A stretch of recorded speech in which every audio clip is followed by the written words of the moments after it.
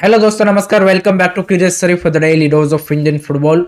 तो सबसे पहले बात करते हैं आज खेले जाने वाले इंडिया अंडर 17 के क्रूशियल एएफसी अंडर 17 क्वालिफायर्स के सेकंड मैच के बारे में, जहां पे वो टेक ऑन कर रहे हैं चाइनीज ताइपे को। And it's a must win game for India under 17 to remain in the AFC qualifier race.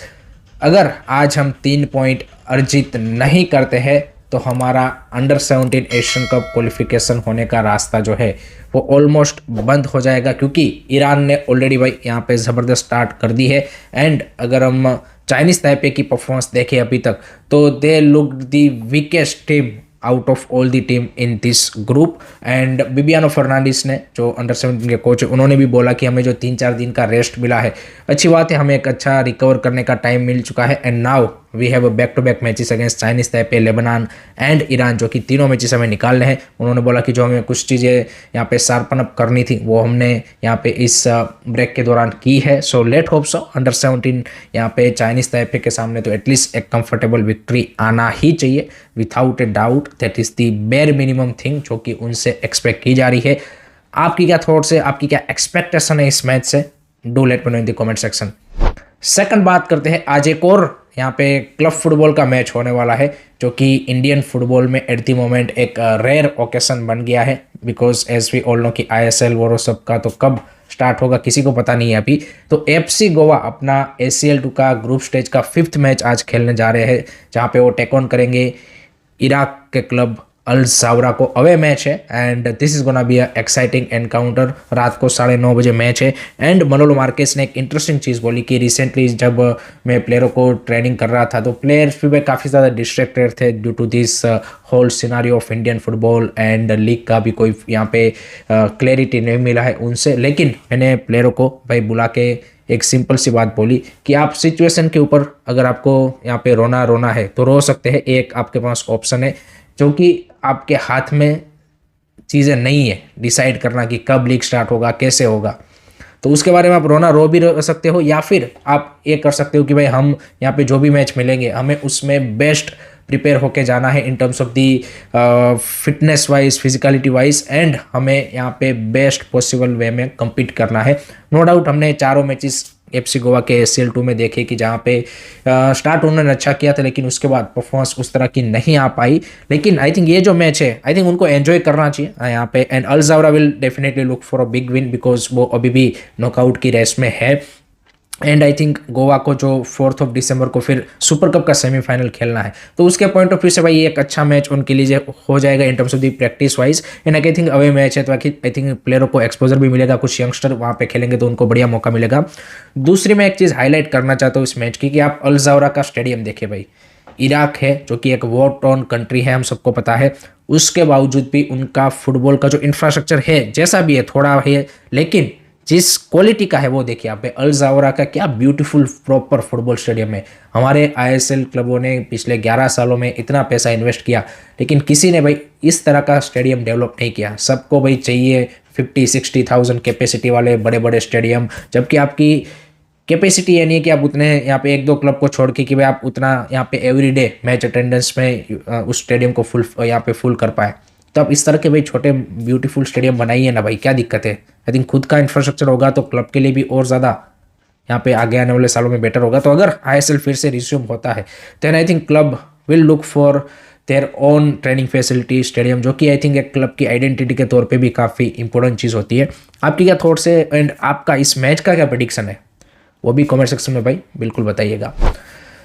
अब क्योंकि जैसे मैंने स्टार्टिंग में बोला कि भाई इंडियन फुटबॉल में अभी क्लब मैचेस यहाँ पे कभी कभार ही होता है, तो भाई सुपर कप का जो सेमीफाइनल एंड फाइनल है उसका AFF ने शेड्यूल जारी कर दिया है। 4 दिसंबर को दोनों सेमीफाइनल खेले जाएंगे। उनमें टाइमिंग का उन्होंने चेंज किया है। पहला सेमीफाइनल होगा 4 बजे, एंड उसी दिन दूसरा सेमीफाइनल खेला जाएगा 8 बजे, एंड देन 7 दिसंबर को होगा फाइनल। मैचेस गोवा में ही खेले जाएंगे, जयलैंड फतोड़ा में ही खेले जाएंगे। So that is the update on the super cup semifinal and final, यानी कि नॉकआउट मैचेस के।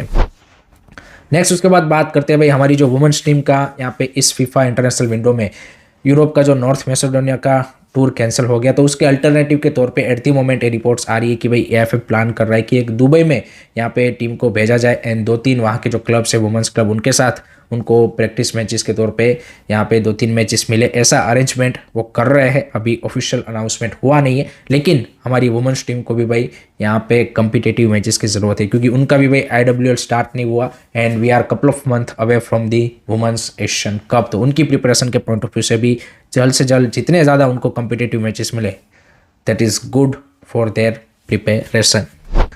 Now let's talk about the world football. एक नया सेगमेंट हम स्टार्ट कर रहे हैं कि जहाँ पे सिर्फ इंडियन फुटबॉल नहीं, हम वर्ल्ड फुटबॉल में भी जो मेजर अपडेट्स है वो यहाँ पे डिस्कस करेंगे। तो उसमें सबसे पहले बात करते हैं भाई जो फीफा वर्ल्ड कप 2026 है, उसका ड्रॉ भाई बहुत नज़दीक है। 5 दिसंबर को ड्रॉ होने वाला है, जिसका हर एक football fan all around the world यहाँ पे इंतजार कर रहा है। एंड इस बार भाई 48 टीमों के साथ वर्ल्ड कप हो रहा है, पहली बार हो रहा है, तो कई सारी चीज़ें नई है। तो उसमें भाई फीफा ने जो ये ड्रॉ है उसमें कुछ रूल चेंज किया है एंड उन्होंने टेनिस के जो यहाँ पे रूल्स होते हैं ड्रॉ करने के, उस तरह के वो रूल्स लेके आए हैं। बेसिकली उन्होंने चेंज ये किया है कि जो टॉप 4 रैंक फीफा रैंक टीमें हैं, Spain, Argentina, England and France, वो यहाँ पे आफ्टर द ग्रुप स्टेजेस उनको इस तरह से पाथवे दिया जाएगा कि वो सेमीफाइनल एंड फाइनल तक यहाँ पे आपस में ना भिड़े। यानी कि आपके राउंड ऑफ 32, राउंड ऑफ 16 में यहाँ पे आपको स्पेन वर्सेस जर्मन, यहाँ पे इंग्लैंड या फिर स्पेन वर्सेस फ्रांस या फिर स्पेन वर्सेस अर्जेंटीना का मैच नहीं देखने को मिलेगा।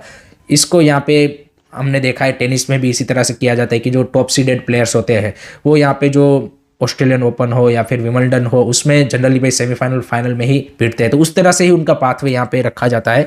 तो Spain and Argentina can only meet in this world cup 2026 in final and यहाँ पे स्पेन वर्सेस इंग्लैंड या फिर Argentina versus Spain France can only happen in semifinal. तो बेसिकली ये उन्होंने यहाँ पे चारों टीमों को, जो वर्ल्ड की टॉप 4 फीफा रैंक टीमें हैं, उनको डिफरेंट वो पाथवे में रखेंगे।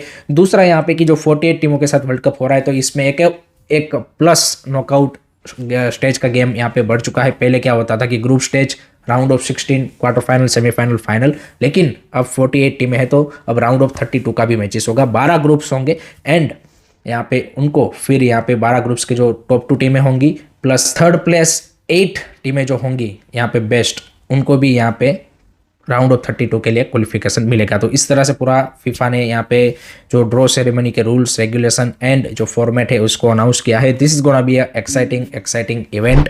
एंड वर्ल्ड कप की बात कर रहे हैं तो भाई मेसी और रोनाल्डो की बात ना हो, ऐसा बिल्कुल हो नहीं सकता। एंड हम सबको पता है कि रिसेंटली जो पोर्टुगल के लिए रोनाल्डो खेल रहे थे वर्ल्ड कप क्वालिफायर्स, तो उसके दौरान उनको एक यहाँ पे रेड कार्ड मिला था एंड उसका फीफा की डिसिप्लिनरी कमेटी ने सस्पेंशन अनाउंस कर दिया है। 3 मैच का ही सस्पेंशन मिला है, लेकिन उन्होंने यहाँ पे एक बड़ा एडवांटेज दिया है रोनाल्डो को कि भाई वो जो रिमेनिंग 2 मैचेस है, क्योंकि एक मैच ऑलरेडी उन्होंने अर्मेनिया के सामने मिस कर दिया, 2 मैचेस का जो सस्पेंशन बचा है वो यहाँ पे पूरे 1 साल में वो कभी भी सर्व कर सकते हैं। ऐसा नहीं है कि भाई जो नेक्स्ट पोर्टुगल के 2 मैचेस होंगे उसमें ही उनको सर्व करना पड़ेगा। दैट मीन्स कि यहाँ पे जो फीफा वर्ल्ड कप के ग्रुप स्टेज के मैचेस है उसमें रोनाल्डो खेलते हुए देखने को मिल जाएगा। फीफा ऑल्सो कांट अफोर्ड कि भाई रोनाल्डो ग्रुप स्टेज के मैचेस ना खेले, बिकॉज उनको भी पता है कि जो व्यूअरशिप, फैंस का जो यहाँ पे क्रेज़ है अबाउट रोनाल्डो एंड मेसी, वो भाई अभी भी अनमैचेबल है। यहाँ पे वही आप बोल सकते हैं कि one of the biggest selling point भी है। सो फीफा ने एक यहाँ पे आप बोल सकते हैं कि अनप्रेसिडेंट टाइप डिसीजन लिया है। नो डाउट उससे भाई फीफा के मोरल के ऊपर क्वेश्चन रेज होते हैं कि भाई आप जो बड़े प्लेयर होते हैं उनको एक स्पेशल इस तरह का भाई ट्रीटमेंट देते हैं। अदरवाइज इस तरह के ऑफेंस में 3 मैच का स्ट्रेट अवे सस्पेंशन मिलता है। So Ronaldo is gonna play all the matches of FIFA World Cup, अब तो ये कंफर्म हो चुका है। नेक्स्ट उसके बाद बात करते हैं भाई कल खेले गए यूएफए चैंपियंस लीग के चेल्सी वर्सेस बारसा मैच के बारे में। एंड भाई चेल्सी ने हांसी फ्लिक की बारसा को भाई कंप्लीटली डिसमेंटल कर दिया।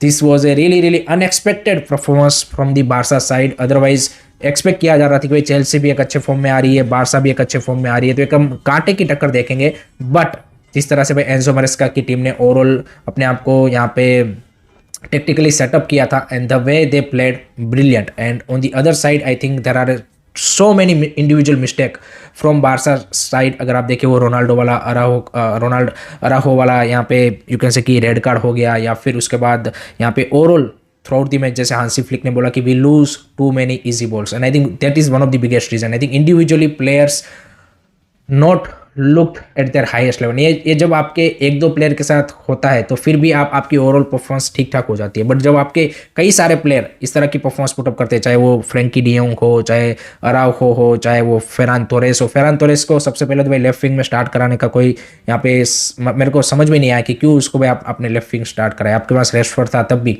फेरान तोरेस वहाँ पे इफेक्टिव नहीं है। एंड वो स्टार्ट में ही जो उन्होंने एक ओपन चांस मिस किया, आई थिंक उसने कहीं ना कहीं भाई चेल्सी को इस गेम में कंप्लीटली वापसी करने का मौका दिया। So credit goes Enzo Maresca and their team, the way they played. आप देखिए Estevao, the Brazilian wonder kid, played brilliantly, score a brilliant goal. All the other players, I think Caicedo in the midfield, I think they looks absolutely brilliant. And Barca without Pedri, I think we have shown कि in a big match like this, कि जहाँ पे भाई सामने वाली team भी tactically आपको उतना ही चैलेंज कर सकते हैं, वहाँ पे भाई जो इंडिविजुअल ब्रिलियंस होती है दैट मैटर्स मोस्ट। एंड वहाँ पे कहीं ना कहीं बारसा लैक करती हुई दिखी। तो हांसी फ्लिक के लिए lot of things need to work out change to compete in this kind of a big UCL game. आपको ओवरऑल कैसा मैच लगा बारसा का, do let me know in the comment section. आज भी भाई एक इंटरेस्टिंग मैच है, आर्सेनल वर्सेस बायर्न म्यूनिख, दो भाई ज़बरदस्त इनफॉर्म टीमें in Europe. So I think वो भी एक कांटे की टक्कर हमें देखने को मिलेगी, मज़ा आएगा, वो भी एक काफ़ी इंटरेस्टिंग मैच होगा। आपका प्रिडिक्शन उस मैच का क्या है कमेंट सेक्शन में बिल्कुल बताइएगा। That's it from my side guys regarding today's Indian football news. I hope कि आपको वीडियो पसंद आया होगा। Keep supporting Indian football, don't forget to like, share and subscribe कीजिए। जय हिंद, जय भारत।